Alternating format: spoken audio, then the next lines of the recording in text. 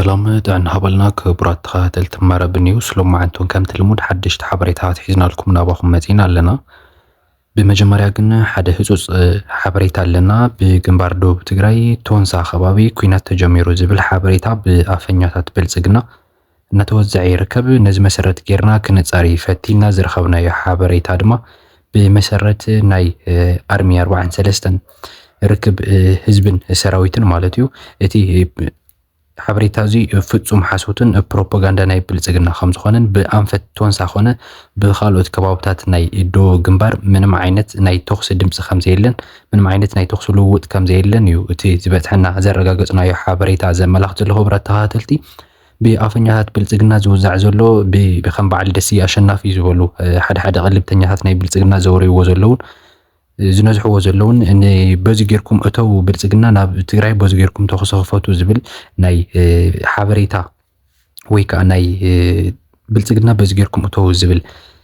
ምትሕብባር ዛዓይነቱ ባንዳነት ሕዝውን ካብ ፍጹም ሓሶት ከም ዝኾነን ካፍቶም ፕሮፓጋንዲስታት ናይ ብልጽግና ዝተፈብረኸ ፋብሪኬትድ ዝኾነ ሓበሬታ ከም ዝኾነን እቲ ዘረጋገጽናይ ሓበሬታ ዘመላኽት ዘሎ ሕብረት ተኸታተልቲ በዚ መሰረት ድማ ህዝብና ከይደናገጽ እቲ ሕዚ ዝውዛዕ ዘሎ ሓበሬታ ኩሉ ሓሶት ከም ዝኾነን ምናልባት እውን ብልጽግና ኣብ ቀረባ ግዜ መጥቃዕቲ ከፍተሉ ዝኽእል ግንባር ባዕሎም እናጠቆሙና ከም ዝርከቡን እዩ እቲ ዝወጽእ ዘሎ ሓበሬታ ዘመላኽት ዘሎ ሕብረት ተኸታተልቲ ምክንያቱ እቶም ናይ ብልጽግና ቀልብተኛታት ምንም ኣብ ዘየለሉ ሰዓት ምንም ዓይነት ናይ ተኽሲ ድምጽ ኣብ ዘይተሰምዐሉ ሰዓት በዚ ኩናት ተኸፊቱ እዩ በዚ ናይ ከበድቲ ብረታት ድምጽ ይስማዓሉ ዝብል ሓበሬታት ንዝሖም ቀጺሎም ለለዎ እዚ ድማ ሕዝውን ነቲ ብልጽግና ዝሓስቦ ዘሎ ትግራይ ናይ ምውራር ዕላማ መበገሲኡ ብግንባር ናይ ደው ግንባር ማለት እውን ብናይ ቶንሳ ከባቢታት ብኦቢሉ ክጅምር ከም ዝኽእልን ተመኡ ዘለዉ ናይ ብልጽግና ልኡኻት ዝኾኑ ቲፒኤፍ ተባሂሎም ዓርሶም ዝጸውዑ ናይ ሓራ መሬት ዕጡቓት እውን ብኦቢሎ መጥቃዕቲ ብልዕሊ ቲዲኤፍ ክኸፍቱ ከም ዝኽእሉን ሓደ ኩሉ ሰብ ክነቕሕሉ ዝግብኦን ዝምልከቱ ኣካል እውን ብጥብቂ ክከታተለሉ ዝግባእ ዳይሬክሽን ከም ዝኾነ እዮም ሓቢሮምና ዘለዉ ሕብረት ተኸታተልቲ ዝኾነ ኮይኑ ግን እዚ ሓበሬታ እዚ ሕዚ እውን ክሳብ ዛ ሰዓት እዚኣ ብዘረጋገጽናዮ መሰረት ምንም ዓይነት ኩናት ከም ዘየለ እዩ ናብ ህዝብና ክነብፅሕ ንደሊ ቀፂልና ድማ ሎማዓንቲ ክንሪኦም ሓሲብናዮም ዘለና ሓበሬታታት ኣብ ሙሉእ ከተማታት ምዕራብ ትግራይ በብቐበሊኡ ሰፋሕቲ ዝኾኑ ኣኼባታት በቶም ካድረታት ናይ ብልጽግናን በቶም ዘብዕተከ ተባሂሎም ዝፍለጡን ዘይሕጋዊ ምምሕዳራት ናይ ክልል ኣምሓራን ዝተመርሐ ኣብ ዝተፈላለዩ ከባቢታት ናይ ሕሞራ ቀበሌታትን ኣብ ሙሉእ ዞባ ምዕራብ ትግራይ ዘለዋ ከተማታትን በብቀበሊኡ ህዝቢ እናኣከቡ ተረጋግዑ ዝብል ሓበሬታ እናመሓላለፍ እዮም ዝርከቡ ቀንዲ ትሕዝቶ ናይ ኣኼባ እዚ እንታይ እዩ ዝብል እውን ብዝርዝር ክሪኦ ኢና ሕብረት ተኸታተልቲ بمقطع ድማ ነባራት ኣመራርሓ ኦህዴድ ብግርማ ብሩ እናተመርሑ ኣብ መንጎ ብልጽግናን ህወሓትን ዘሎ ኣፈላላይ ብሽምግልና ንምፍታሕ ብዓብዪ ድፊኢት ኣሜሪካ ሰፋሕቲ ድፊኢታት እናገበሩ ከም ዝርከቡን ዝበፅሐና ዘሎ ሓበሬታ ኣመላኺቱ ኣሎ እንተኾነ ግን ክሳብ ዛ ሰዓት እዚኣ ሕዚ እውን እንታይ ዓይነት ሓበሬታ ኣሎ ንዝብል ብዝርዝር እናባ ክንከነብሎ ኢና ኣብ መወዳእታ ድማ ኣባላት ጽምዶ ዝኾኑ ሓይልታት መንግስቲ ሱዳን ካብ ፓኪስታን ዝረኸብዎ ዘመናዊ መሳርሕታት ናብ ዓውደ ግንባር ከም ዝዋፈሩን በዚ መሰረት ድማ ዓበይቲ ዓወታት ከም ዝሓፈሱን እዩ ዝዝረብ ዘሎ እዚ እውን ብዝርዝር ክንሪኦ ኢና ሕዚ ናፍቲ ናይ መጀመርያ ሓበሬታና ከሕልፈኩም ከለኹ ግን እቲ ኣብ ዞባ ምዕራብ ትግራይ ዘሎ እዋናዊ ምንቅስቓስ ዝምልከት እዩ ተምኡ ዘሎ ወረርቲ ጸላእቲ ሕዚ እውን ኣብ ዝተፈላለዩ ከባቢታት ንህዝቦም ንመረጋጋዕ ዘይገብርዎ ዘይፍሕጥርዎ ድንጋይ የለን እዚ እንታይ እዩ ኣብ ዝተፈላለዩ ከተማታት ምዕራብ ትግራይ ኣብ ሕሞራ ኣብ ዳንሻ ኣብ ማይካድራ ካልኦት ከባቢታት ኣብ ከባቢታት ናይ ኣደባይን ካልኦት ከባቢታትን ዘሎ ማሕበረሰብ ከምኡ እውን ናፍቲ ሃገረሰብ ዘሎ ማሕበረሰብ በብቐበሊኡ ተኣኪቡ ናይ ምርግጋዕ ስራሕትታት ንኽስራሕ እዩ ተገይሩ ዘሎ ምክንያቱ እንታይ እዩ ብዝሓለፈ ሓቢርናኩም ከም ዝነበርና ኣብቲ ናይ ሸረሪና ግንባር ዝነበረ ውግእ ሓያል ፅፍዒት ዝበፅሖ ሰራዊት ብልጽግናን ዘብዕተከዘን ሕዚ እውን እቲ ኣብቲ ከባቢ ዘሎ ኣርሚ ሰብዓ ሕዚ እውን ነተብኡ ዘሎ ናይ ብልጽግና ሰራዊትን ዘይሕጋዊ ምምሕዳር ብልጽግናን ኣብ ዓብዪ ስጋኣት ከም ዘእተወን ተብኡ ዘሎ ህዝቢ ድማ ኣብ ዓብዪ ድንጋፀ ከም ዝኣተወን ብዘይካተምኡ ዘለዉ ጸላእቲ ድማ እቲ ህዝቢ ሕዚ እውን ካብተብኡ ዘሎ መግዛእታዊ ባርነት ሓራ ከውፅኦ ንቲዲኤፍ ይፅበ ከም ዘሎን ስለ ዝፈለጡ ነቲ ህዝቢ ብፕሮፓጋንዳ ክድህልሉን ዘይተረኸበ ዓወት ብልጽግና ተዓዊቱ ኢሎም ዓበይቲ ፕሮፓጋንዳታት ክሰርሑ እዮም ተዓዚብና እዮም ዘለና ካብቲ ከባቢ ዝበፅሐና ሓበሬታ እንታይ እዩ ዝብል ተህዝበው ዘሎ ብዝተፈላለዩ መልክዑ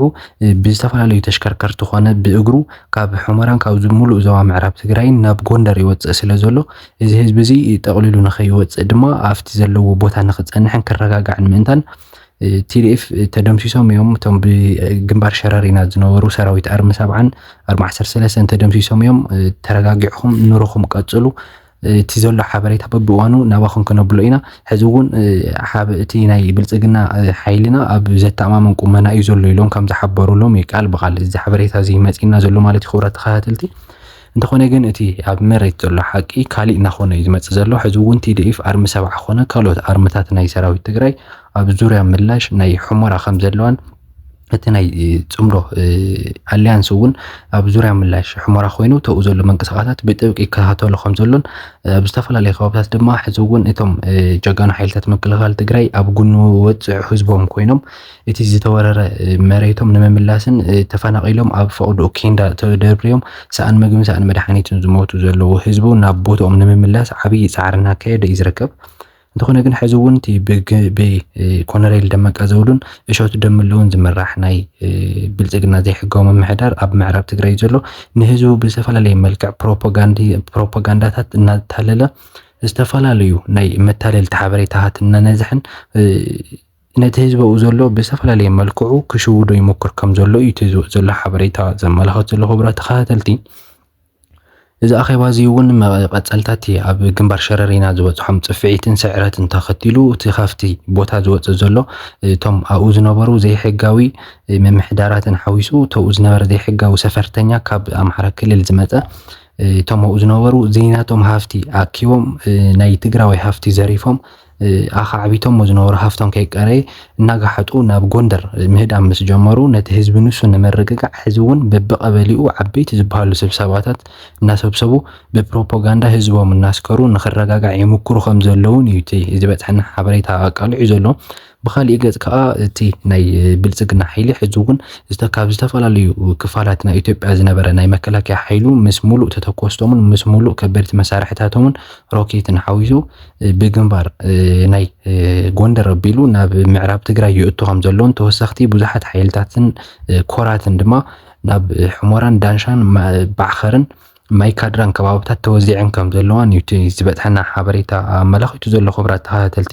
እቲ ብኡ ዘሎ ከባቢ ዘሎ ሓበሬታታት ሕዚ እውን በብእዋኑ ናባኹም ክነብሎ ምዃንና እናሓበርና ሕዚ እውን እቲ ሓበሬታ እዚ ናብ ኩሉ ህዝብና ንኽበፅሕ ሼር እናገበርኩም ምሳና ፅንሑ ከምኡ ድማ ሰብስክራይብ እናገበርኩም በብእዋኑ ዝመፅእ ዘሎ ሓበሬታታት ድማ ንኽበፅሑኹም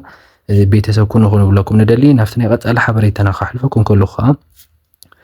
ነባራት ኣመራርሓ ኦህዴድ ዝኾኑ ብግርማ ብሩ እናተመርሑ ኣብ መንጎ ብልፅግናን ህወሓትን ዘሎ ኣፈላላይን ናብ ጎንፂ ዘምርሕ ዘሎ ዝመስል ኣካያይዳን ብሽምግልና ንምፍታሕ ብዓብዪ ድፍኢት ናይ ኣሜሪካ ዓብዪ ናይ ሽምግልና ፃዕርታት እናካየዱ ከም ዝርከቡ እዩ እቲ ዝወፅ ዘሎ ሓበሬታ ዘመላኽት ዘሎ። ክቡራት ተኸታተልቲ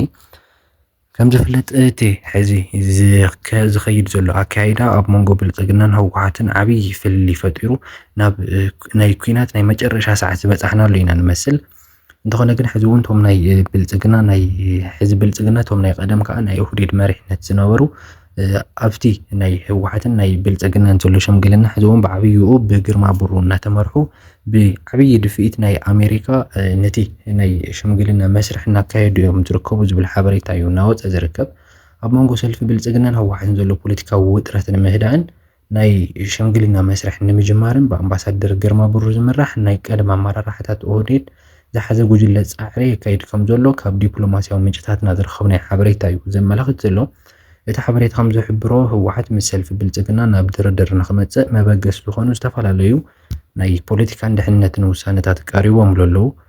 ካብቶም ዝቐረቡ ቀንዲ ሓሳባት ድማ ብዛዕባ ናይ ወልቃይትን ራያን ጉዳይ ብሕገ መንግስታዊ መሰረት ንኽፍታሕን እቶም ተፈናቐልቲ ድማ ናብ ቀደም መረበቶም ንኽምለሱን ናይቲ ከባቢ ድሕንነት ግን ብፌደራል ሓይልታት ሓላፍነት ክወስድን ተኡ ዘሎ ከባቢታት ድማ ብምሉእ እቲ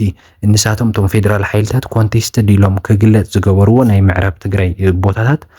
ኣብ ትሕቲ መከላከያ ኮይኑ ሕዚ እውን እቶም ተፈናቂሎም ዘለዉ ብሚልዮን ዝቁፀር ህዝብና ስቂሎም መከላከያ ጥራይ እናሃለወ ከኣቱ ክግበር ከም ዘለዎን እዩ እቲ ዝበፅሐና ሓበሬታ ኣቃሊዑ ዘሎ ክብረት ተኸታተልቲ እዚ ናይ ሽምግልና ኢሎም ዝመፅዎ ዘለዉ ዝፅዕርዎ ዘለዉ ፃዕሪ ድማ ሕዚ እውን ብላሽ ከም ዝኾነን ምንም ዓይነት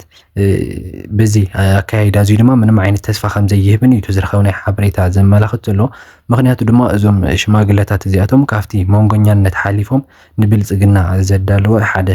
ዕማም ሒዞም ይኸዱ ከም ዘለውን እቲ ናይ ትግራይ ግዝኣት ናይ ትግራይ ድማ ሕዚ እውን ምንም ዓይነት ለውጢ ከም ዘይተረኣየሉን ምንም ዓይነት ናብ ትግራይ ናይ ምምላስ ዓይነት ድሌት ከም ዘይብሉ ብልፅግና ዘንፀባረቑሉን ንሳቶም እውን ነቲ ኣቋም ንሱ ነቲ ቅዋም ናይ ብልፅግና ነቲ መሬት ትግራይ ናይ ምውራር ዕላማ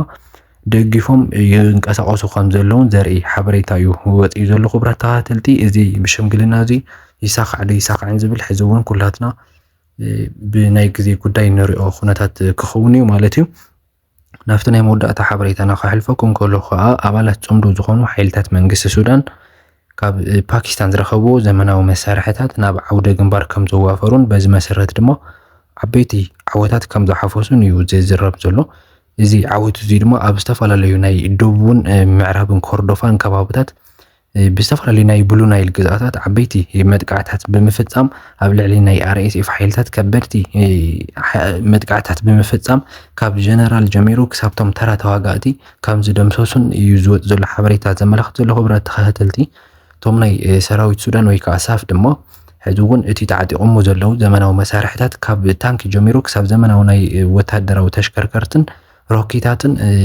ኣንቲ ድሮንን ሓዊሱ ካብ ፓኪስታን ብዙሕ መሳርሕታት ከም ዝሸመቱን እዚ መሳርሒ እዚ ድማ ብግብሪ ኣብቲ ዓውደ ውግእ ኣትዩ ሕዚ እውን ዓበይቲ ዝበሃሉ ዓወታት ንክሕፈስ ቀንዲ መንገዲ ከም ዝኸፈተን ብዝተፈላለዩ ኩርናዓት ድማ ሕዚ እውን ሰራዊት ሱዳን ዓበይቲ ዓወታት ይሓፍስ ከም ዘሎን እዩ ካብቲ ከባቢ ዝወፅእ ዘሎ ሓበሬታ ዘመላኽት ዘሎ ክቡራት ተኸታተልቲ እሞ ንሎምዓንቲ ዝነበረና ምድላው ነዚ ይመስል ነይሩ ክሳብ ሕዚ